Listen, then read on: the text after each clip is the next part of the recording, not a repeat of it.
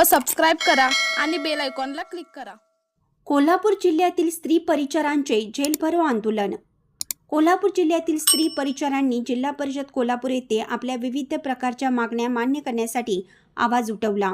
यावेळी आयटकचे ॲडव्होकेट बाळासाहेब पवार साहेब यांनी स्त्री परिचार भगिनींना सर्व प्रकारचे सहाय्य करून कॉम्रेड दिलीप पवार साहेब, रघुनाथ कांबळे साहेब आणि सहकारी यांनी सहकार्य केले।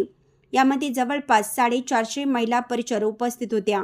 आयटकच्या माध्यमातून त्यांनी आपल्या हक्कासाठी प्राथमिक आरोग्य केंद्र येथील मेडिकल ऑफिसर आणि पंचायत समिती येथील विस्तार अधिकारी आणि जिल्हा परिषद येथील DHO साहेब यांना निवेदन देऊन आज 1 ऑक्टोबर रोजी जेल भरो आंदोलन केलं असता मागण्यांचा पाठपुरावा करू असं त्यांनी सांगितलं।